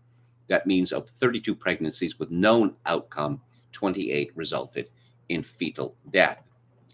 So, how was that responded to by the media? Well, Celeste McGovern explains media and hospitals immediately decried the claims as misinformation, but their fact checks did not actually refute them. They provided data from the last fiscal year or from April to August. Data specifically from Lionsgate Hospital could not be disclosed due to privacy concerns, said Global News. They gave not so reassuring statements from a doctor like there is a growing body of evidence that the vaccination is safe. The growing body of evidence is clearly coming from the pregnant women and their babies themselves who are the clinical trial. It is simply the argument from the authority or the argument from assertion. Or no, well, you've taken this out of context, or we haven't massaged the data yet. And I should have mentioned this earlier, but there was a great cartoon on Steve Kirsch's website, or his Substack, and it's obviously it's an altered old style illustration. I mentioned this yesterday, I'm going to mention again. And there's a little boy and little girl playing checkers. This game is called Media Fact Checkers. How does it work? I cheat, then tell everyone you're a liar. And in more We Own the Truth news, editors of the British Medical Journal slams ideological Facebook trying to control how people think after social media giant labeled journal's report into alleged Pfizer COVID trial scandal misleading. A BMJ investigation in November warned that a contractor which ran a number of Pfizer's original jab studies may have falsified data and skewed findings. Its report was based on dozens of internal documents, photos, audio recordings, videos, and statements of 3 former employees. But when some users shared the journal entry on Facebook, their post was automatically given a missing context label. The shared article was also accompanied by a warning that it could mislead people and a link to a fact-checking website. Yes, the missing context is that this could hurt Pfizer's profits. That's the missing context. Of course, the fact checkers really hate conspiracy theories, and one of the most vicious conspiracy theories in the world is that George Soros is a evil rich billionaire seeking to sow destruction. Okay, where's the lie, though, as the meme goes? Well, you see, George Soros is Jewish. Who gives a toss? This is not relevant. Okay. Well, it is relevant in one way, which I'll get to shortly. Joel Pollack, and I believe Pollack is a Jewish name, writes in Breitbart, the Soros dozen, big city prosecutors backed by George Soros. Left-wing billionaire and Democrat donor George Soros has turned his attention in recent years to local races for prosecutor, using his money to elect progressives who push criminal justice reform and support the Black Lives Matter movement. The rise of these Soros-backed prosecutors has coincided with a massive surge in murder and crime in many Democrat-run cities, including many where these protesters have implemented radical policies toward policing and incarceration. Most recently, for example, LA District Attorney George Gascon has faced criticism for his radical reforms in the years since he took office, while murders soared. The city last year experienced 397 murders, up 11.8% from the 355 the previous year, and a 53.9% increase from the 258 in the pre-pandemic year of 2019. Soros-backed prosecutors include, well, George Gascon already mentioned, Cook County State's Attorney Kim Foxx of Jussie Smollett infamy, Philadelphia District Attorney Larry Krasner, Harris County District Attorney Kim Ogg, Dallas County District Attorney John Crusoe, Bexar County, that's San Antonio District Attorney Joe Gonzalez, Phoenix District Attorney Paul Penzone, St. Louis Circuit Attorney Kim Gardner, Contra Costa County District Attorney East San Francisco Bay Diane Becton. And there are others supported by Soros indirectly, which include Alvin Bragg in Manhattan, Marilyn Mosby in Baltimore, and Monkey Worrell in the 9th Judicial Circuit State Attorney. That's Orlando. George Soros is an evil man, a supervillain. And he interferes everywhere on earth. On many occasions, attempting to bring down entire nations through his color revolutions.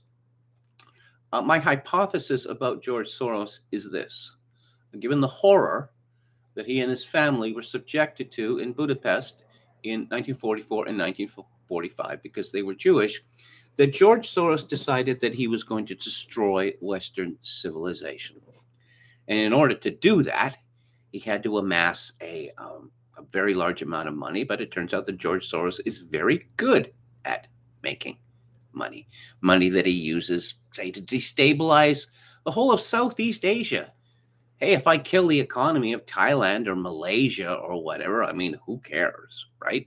I need this money for the great work I have planned in the United States and Hungary and all sorts of other places. Those are my thoughts on George Soros. I'm going to go to the book club, but before I do, I am going to return briefly to the chat, and I just have to open some tabs here, some Burgess-related tabs. So let's go to the chat and then directly into Theater Thursday. Okay, here we go. Speak to me, chat. Bela Kun started it all with his communist coup, says Red Sulphur Cafe. He didn't last very long, did he? What horrors?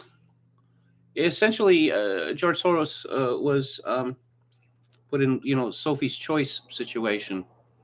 Find some, find some other Jews to kill in Budapest, or we're going to kill, you and your family. That's what happened there. Ogan's Iron, hello, says people like Dr. McCullough have been outraged at the shots given to pregnant women since the beginning. And Molly Jong Fast says my trail of disgrace. And Jim Smith, yes, thank you for that. Seraphim Goose says David Frum is so contemptibly irrelevant. Ogan's Iron says media still have the gall to call conspiracy theorists. Anyone raises eyebrows at Bill Gates and his diktats.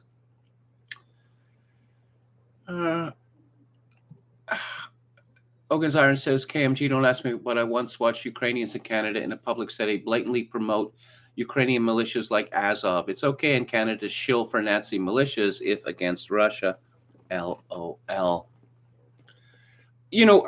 I don't want to talk about this here because it's boring. There's this fellow I follow on Twitter. He follows me, and he's shilling for the Ukraine and accusing me of all sorts of things, of being a red, amusing. And so, yeah, I mentioned neo-Nazis, and I don't know. It turns out that this fellow, he married a Russian Jewish woman. He's American, and it ended in divorce, and he got taken to the cleaners. And so now he reflexively hates Russia. I mentioned Stepan Bandera to him. Who's that? Never heard of him. Unimportant. And I said, no, Stepan Bandera is very important to the Ukraine. He's had a tremendous amount of importance for 8 decades and counting. What are you talking about? That's stupid. I've never heard of him. No one I know has ever heard of him. Well, then I guess you haven't paid much attention to Ukrainian history. Have you? Enormous memorial to Stepan Bandera in a city in the Ukraine. And he was, he was celebrated, official decoration, hero of the Ukraine, by the last president of the Ukraine, but 2. That was rescinded, but now the Ukrainian parliament is at it again.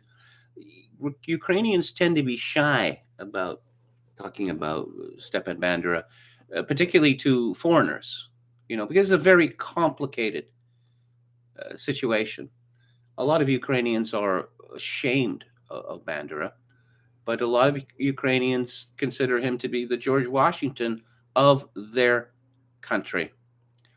And Stepan Bandera, he loved killing Russians, and he loved killing Poles, and he loved killing Jews. And it was all supposedly for the betterment of the Ukraine, But for anyone to, not even know who Stepan Bandera was and lecture other people on the Ukraine, well, okay, let's go to the book club.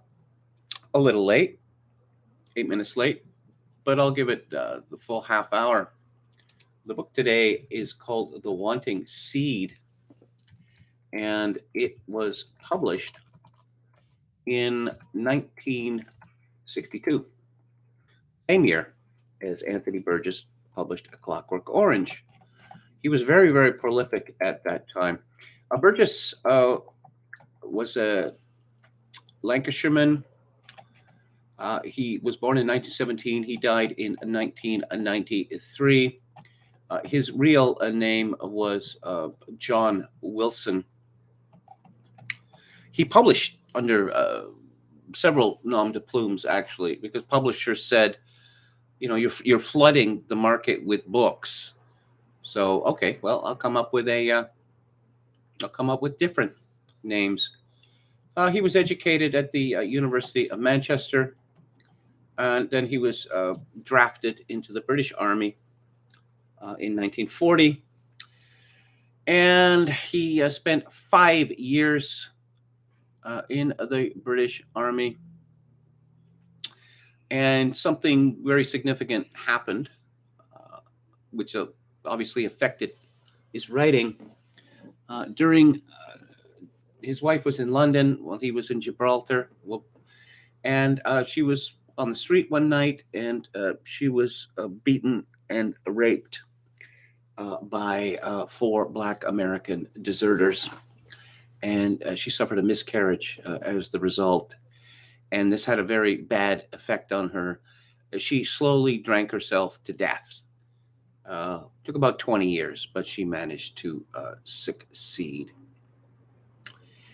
Burgess was at one point a schoolmaster. Well, he was in several places a schoolmaster. And you can see the schoolmaster in his novels. I do not mean that as a criticism. Burgess seeks to entertain, but he also seeks to educate. One learns a great deal from reading his novels about music and poetry and history and folklore and myth and such like. I mean, it wouldn't be Burgess without all of this. So he wrote a novel. His first novel, A Vision of Battlements, was about his military service in Gibraltar. It was not published until much later. Now, I suppose there's a problem with Burgess. Burgess wrote 2 exceedingly entertaining volumes of autobiography, although it has been claimed that he was a fantasist or a fabulist, actually. There was a ferocious biography of him that came out a few years ago, and I'm trying to remember the author, named Roger something or other. He writes for the Daily Mail, which claimed that a great deal or most of what Burgess said about his own life was untrue. But Burgess spent, 3 or 4 years in Malaya, as it was then called, also in Brunei. And he first made his name with a trilogy about Malaya, which was subsequently collected under the title The Long Day Wanes, Time for a Tiger. A tiger is a beer. And they would have clocks. Time for a tiger. You get it? See, any time is time for a tiger. The Enemy of the Blanket and Beds in the East. His book, Devil of a State, had to be recalled and rewritten because there was a libel, a defamation threat from the Sultan of Brunei. And Burgess has lived and worked all over the world. How about this for productivity? Let's just go 1960 to 1965, okay? We have The Right to an Answer, The Doctor is Sick, The Worm in the Ring, Devil of a State, One Hand Clapping, A Clockwork Orange, The Wanting Seed, Honey for the Bears, Inside Mr. Enderby, and Enderby later became a quartet, The Eve of St. Venus, Nothing Like the Sun, which is a novel based on Shakespeare's love life, and A Vision of Battlements. Now, let's just count that. 1, 2, 3, 4, 5, 6, 7, 8, 9, 10, 11, 12 novels in 5 years, and they are uniformly excellent. Now, I suppose his books didn't really sell very much, and they didn't sell very much until Stanley Kubrick's 1971 film version of A Clockwork Orange came out. Kind of a double-edged sword there. Clockwork Orange sold in enormous numbers in the Penguin edition. Burgess had sold the film rights years before for $250 or something like that, so he didn't benefit. But he was famous now, and he appeared a great deal on British TV defending Stanley Kubrick, because Kubrick had gone to ground after the ferocious backlash from this movie. Long story short, people started dressing up as droogs and attacking people. Said they had been inspired by the novel. Burgess took the obvious and true position that one can't really, unless the author is advocating violence, one can't really blame the author for actions that follow fictional appearances. Uh, you know, the Old Testament would certainly be banned, if we were going to blame people for violence deriving from a publication, and of course, many such cases. The Enderby books are really tremendous. It's about a poet. Uh, I guess the first Enderby book actually is remarkably prescient about the killing of John Lennon. It really is. It's really kind of shocking. Uh, Subsequent books, A Vision of Tremor of Intent, an eschatological spy novel. Burgess's early books were written to be well readable, entertaining. It was only after he achieved success that his books became more recondite, which I think is a shame. Although the Enderby books are not recondite, and Napoleon Symphony is pretty recondite. MF, MF stands for male, female, mezzo forte, and lots of other things. Some things rude. Abba Abba is good. He wrote some prophetic. 1985 is a prophetic novel about Russian or socialist takeover of Britain. He was involved in the screenplay for Zeffirelli's miniseries Jesus of Nazareth, which is really quite good. Certainly, I don't think there's ever been a better Jesus on screen than Robert Powell. He made a novel out of it, Man of Nazareth. Earthly Powers was written as a blockbuster, I suppose. It was a bestseller, and there were hopes that he would win a Booker Prize, but he did not. Of course, and there are many, many novels since then, but Burgess also wrote plays. He wrote over 200 pieces of music, including symphonies and the like. He was also a poet and a critic. He was both a critic, for the newspapers, but also wrote critical volumes. Influences. Oh, I guess James Joyce, enormous influence on Burgess's work. Burgess wrote 2 books or 3 books about James Joyce, including redacted version of Finnegan's Wake. Finnegan's Wake is absolutely unreadable, and his redaction is absolutely unreadable. I don't believe anyone who claims to have read Finnegan's Wake. Your eyes can go, okay, here's a word. I understand that word. I understand this word. I understand this word. And you can keep doing this, line, line, line, line. You're not understanding any of it because none of it makes any sense. But anyway, I suppose Burgess was a far more intelligent man than I. He seemed to find some sense in it. I guess what he gets from Joyce is this a delight in wordplay more than anything else. So The Wanting Seed, talk about prescient, my word. It's about a Britain in the future. How far in the future? Not made clear. But it is a utopian world in which war has been banished. Nuclear power is widely deployed, even for automobiles. It's a world of equality. Pretty much everything the progressives wanted is in that world. But it's also a tyranny, a godless tyranny, a deliberately godless tyranny. And much of The Wanting Seed is a defense of God against scientific atheism. Prescient. How is Burgess prescient?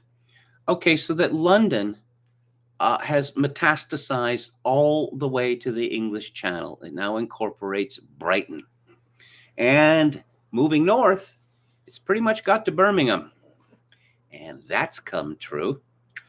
And the United Kingdom or Britain is, wow, it's really multicultural, really, really multiracial to extent which was absolutely shocking in 1962, which was what, 6 years before Enoch Powell's famous speech. What he gets wrong about that is the idea that the only difference, his view of the future is that politics had been replaced largely by language groups. So you have ENSPUN, the English-speaking union. We have, he takes great delight in talking about, these blacker than black skins and, Mongolian faces and the like, puce faces, every color. But they typically have English names and they have imbibed English culture. That's mostly false because, of course, the foreigners in Britain have maintained their own cultures. I suppose what Burgess could not have foreseen coming was the development of communications such that it's possible for, say, a Nigerian living in London or a Pole living in, Boston, Lincolnshire, to maintain intimate contact with the old country through a radio, a television, the internet, satellite, etc., etc., etc. Homosexuality. Homosexuality is homosexual. At the time that this book was written, homosexuality was a criminal offense in Britain. Now it is not just decriminalized; it is extolled. It's sapiens to be homo, and to be heterosexual is bad, very, very bad indeed. Homosexuals are, they have, it's not just affirmative action, they're just actively preferred for all positions because they are showing the way to the infertile future, where there's a ministry of infertility and the population police. And presaging what happened in China, well, there's an effective one-child rule in the Britain of this novel. There are, well, up in the North Country, the far North Country, where the Pan-Celts dwell, you see some families with more than one child, but the hero of our novel is a man called Tristram Fox, and he bears the mark of Cain because he is from a family of 4. And that is enough to make sure that he's never going to advance beyond his position of a history teacher. Tristram Fox has a wife called Beatrice Joanna, and the novel begins with the death of their son, Roger. The villain of the novel is Tristram's brother, Derek, who is a rising government official. Derek pretends to be a homo when he is not. And Tristram hates him with a passion. And he notes in the novel that that Derek has always seen the way the wind is blowing, and that Derek started acting this way, this extremely effeminate way, from the time before he was 16 years old. But of course, the gag is that he is not a homo, that he is engaged in a passionate romantic liaison with Tristram's wife, Beatrice Joanna. Oh, not just homosexuality, castration. Yes, if you really want to prove your loyalty to the regime, you have your wedding tackle cut off, and this, I mean, come on, men willingly castrating themselves. It's 1962. Well, the castrati are now hailed to the skies everywhere in the Western world. And if you dare say one word against them, you are in serious trouble. This, as I said earlier, that this book is a defense of God against scientific atheists, but it is a lot more than that. It is a defense of nature.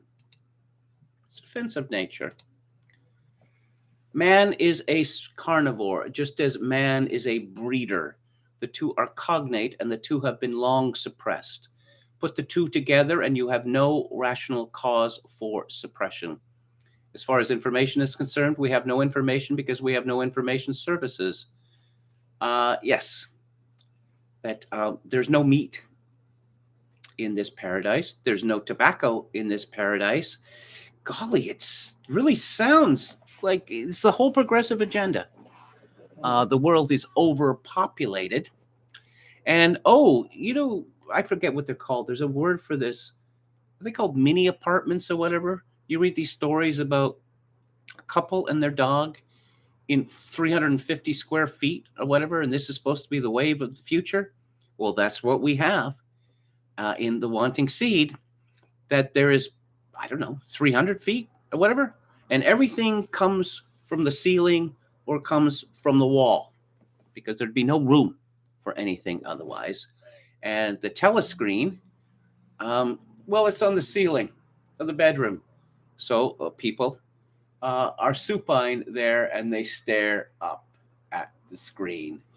And there is no live music. There is no live theater. There is no literature anymore, really, because why does anyone need those things? There's the adventures of Mr. Live Dog or Live Dog, and he is God turned into a dog. Get it? That's what they call, dog nose. And Mr. Live Dog, he thinks that people should have babies. And so he's routinely mocked and defeated in every episode. And he's kind of like the hero of the nation. But the book is also gives an analysis of Burgess's belief in cyclical history. And cyclical history defined as two views of humanity.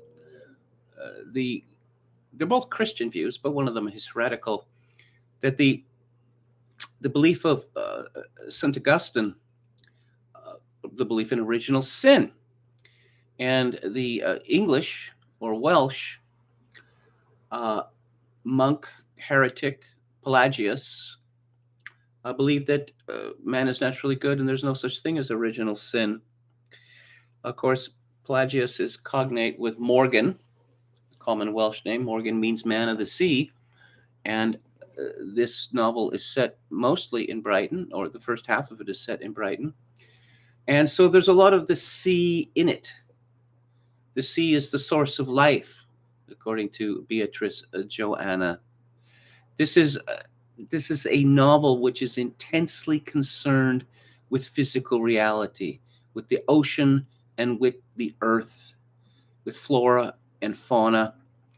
One of the reasons being that it would appear that God has become angry with humanity for its hubris and its godlessness. So God strikes back.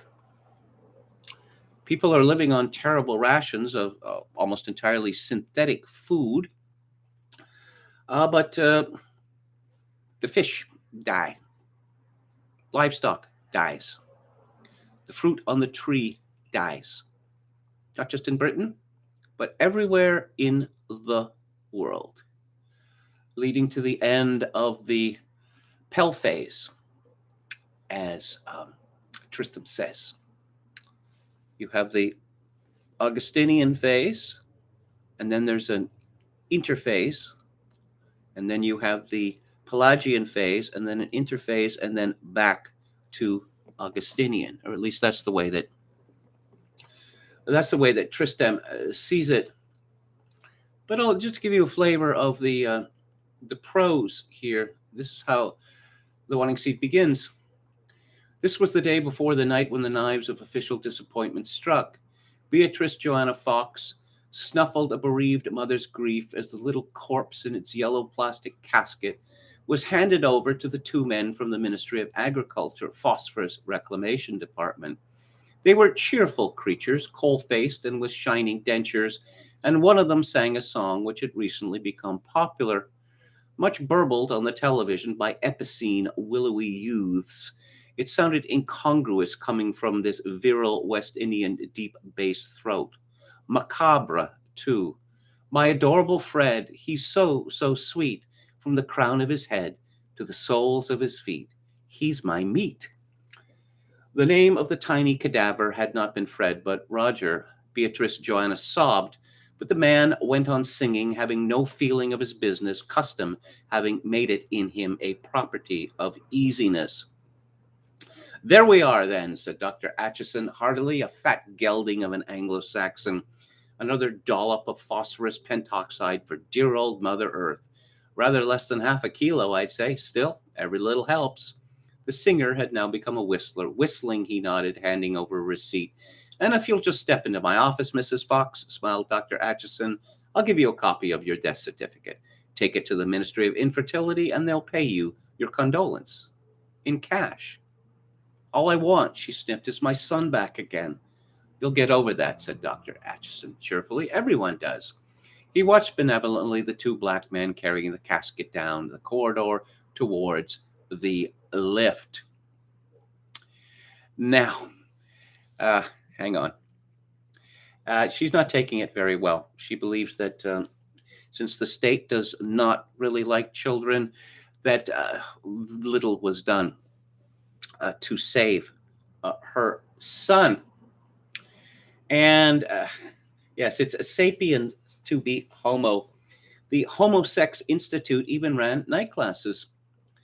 Beatrice Joanna looked with distaste entering the lift on the embracing, giggling pair. The two women, both Caucasian types, were classically complimentary. Fluffy kitten answered stocky bullfrog. Beatrice Joanna nearly retched, her back to the kissing. At the 15th floor, the lift picked up a foppish Stetiopygus young man, stylish in well-cut jacket without lapels, tight cavlek trousers, flowery round neck shirt. He turned sharp eyes of distaste on the two lovers, moving his shoulders pettishly, pouting with equal disgust at the full womanly presence of Beatrice Joanna.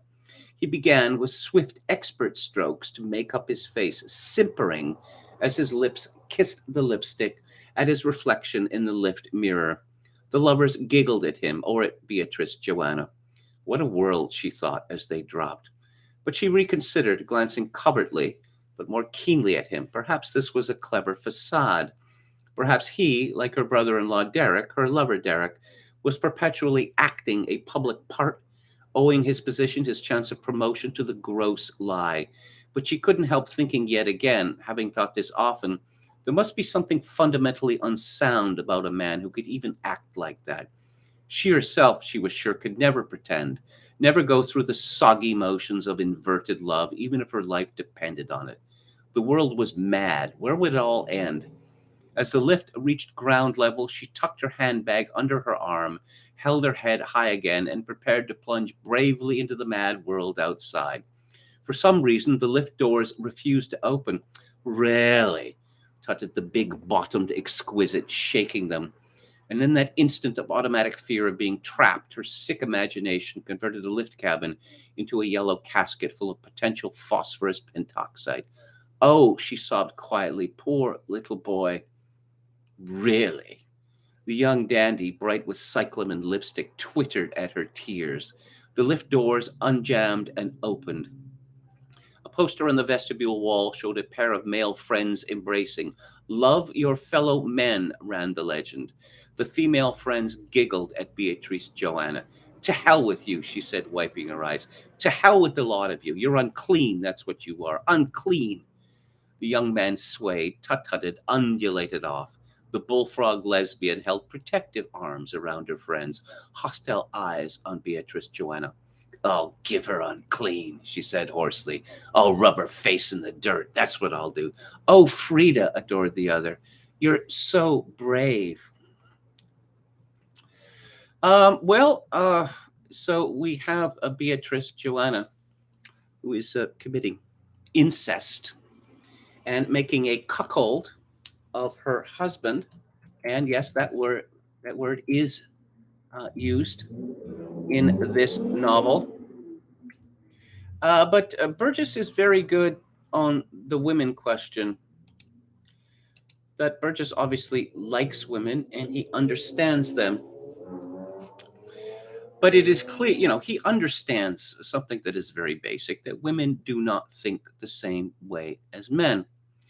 He notes several times with regard to Beatrice Joanna that, like all women, she wants it both ways. She wants to be irresponsible and responsible. And the irresponsibility of her liaison with Derek is part of which makes it so thrilling and meaningful to her. And this selfishness that when she discovers that she is pregnant, suddenly the life inside her is really the only thing that matters. Uh, Tristan is horrified. This is going to finish him off professionally. So he demands that she get an abortion. And Burgess writes that it's as if, at the sound of these words, at the sound of this hostility, that the baby is cringing inside. Later, she escapes and heads north, where her sister lives, with her husband, with Panselt Shawnee, and she has this hostility from her sister because her sister has two children of her own, and her children come first. It's all very well, to say that, oh, you love children, but if it's your children versus someone else's children, you're going to choose your own children. I mean, unless you're a lunatic, and of course there are many female lunatics these days. And so we see Beatrice, that she has a mission, really, and her mission is to safely deliver her child and to keep it safe after that in a society that hates life, that wants to destroy it. Another thing that this novel is it's a rather, it's another version of the myth of Odysseus, that Tristan is sent on a terrible adventure, pretty much the length of England it encompasses. And we learn a lot about the byways of England thereby. And Tristram is determined, he's determined to kill his brother and to regain his wife. There are a lot of surprises in this novel, and I'm not going to spoil them for you. But there's a very nuanced, if you will, discussion of the Christian religion here. This character, Shawnee, he is assembled as kind of, how would I say, indifferent, or as in indifferentism version of Christianity, where it's all thrown together, Catholic, Protestant, John Knox, Calvin, the like, because of course Christianity was extirpated years ago, and so the knowledge of it has been rather lost. But the question of the problem of pain, the question of suffering, that Shawnee seems to be, God will protect me. God will protect my family. Well, it's not as easy as that, If Christians, if pious Christians could be assured a happy life and a happy death, well, then everyone be a Christian, right? And of course, Burgess, as mentioned previously, this is a defense of God and nature and fecundity, you know. But Burgess is under no illusions that believing in God and doing the right thing are going to lead to happiness and to material success. Um, because that's not how it works. This really extraordinary novel because of its depth. Its philosophical depth, its emotional depth, and I would say the depth of its imagination. And again, reminding you that Burgess published 12 novels from the period 1960 to 1965, and A Clockwork Orange was one, and this is another one, and they are all excellent. I mean, it's just astonishing to me. So much imagination, and the way that he presents it. I mean, his rather unique style, his elusive style, Joycean, if you will. This is really extraordinary, and I'm glad that someone in the chat asked me to talk about it again, because this is a novel that rewards repeated reading. And of course, the last time I read this, I talked about it on the podcast, my old podcast, 7 years ago or something. The trans revolution. I suppose it was just beginning. And the very idea that you cannot criticize homosexuals or transsexuals, that this is, more than your job's worth, as they say. My recent reading really brought this home to me with great power. I would have to say that that the wanting seed is certainly more prescient in terms of what it predicted than Orwell's 1984. And I would suppose as prescient as Aldous Huxley's Brave New World. And, I don't think people like to read novels solely because, they're going to be taught lessons. They're looking for something didactic. This is an entertainment as well, and it is a compelling and thrilling entertainment. So those are my thoughts on Anthony Burgess's The Wanting Seed. I'm going to mention what's going to be coming up culture-wise on the show. Oh, I didn't talk about Naomi Osaka. Okay, just briefly, I tweeted this today.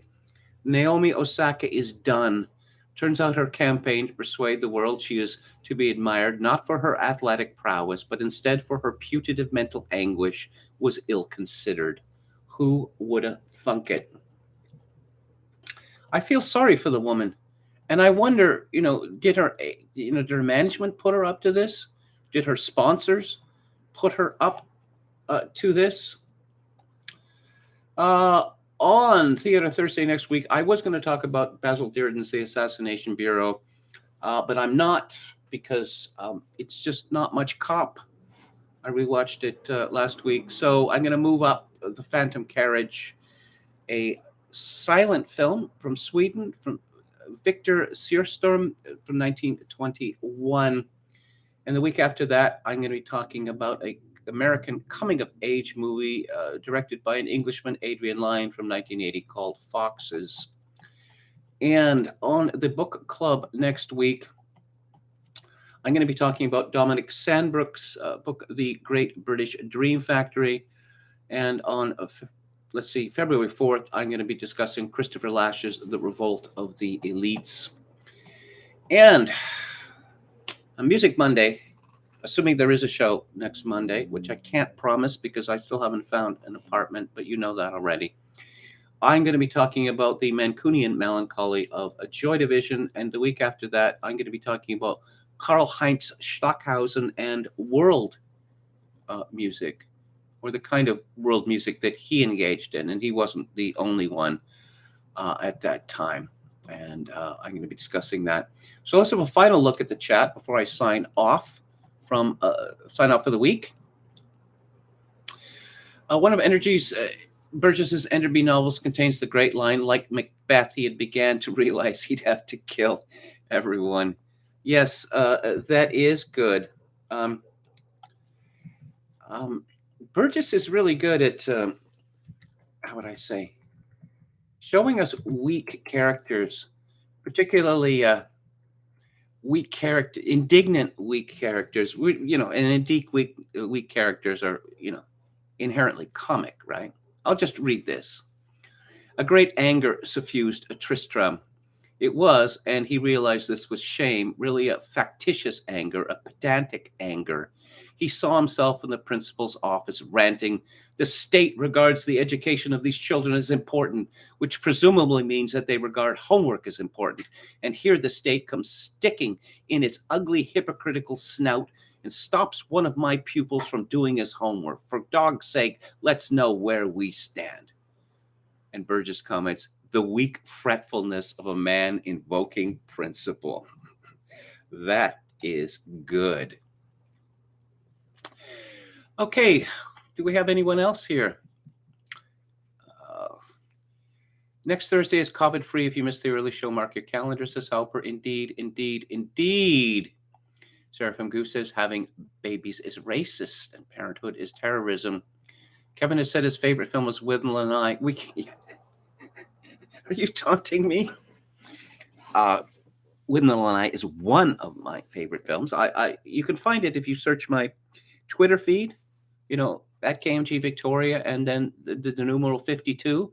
You can find the list I published some years ago of my 52 favorite films. But my favorite film is A Clockwork Orange.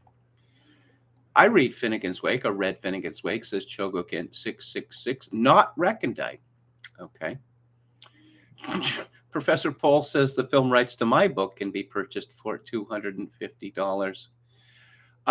Yeah. Oh, how could he have, sold the film rights for $250? Well, what were the chances that anyone was going to make a film of this book? Although it's funny because the Rolling Stones wanted to do a film of the book before Stanley Kubrick.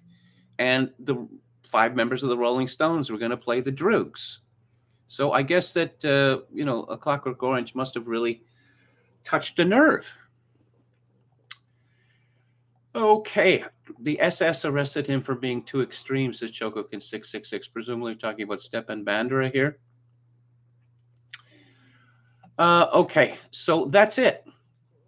That's it for today, and that's it for this week. Hopefully, I will be back on the air Monday at 4 p.m. Pacific, 7 p.m. Eastern, but I can't guarantee it because, to repeat, I'm apartment hunting, and I've got a deadline.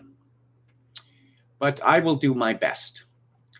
And so I'll leave you with that, and I'll leave you with my traditional benediction. In these days of social atomization and civilizational collapse, I do dearly wish that you, my dear listeners and viewers, manage to forge a genuine human connection in order to ease the burden. Good night.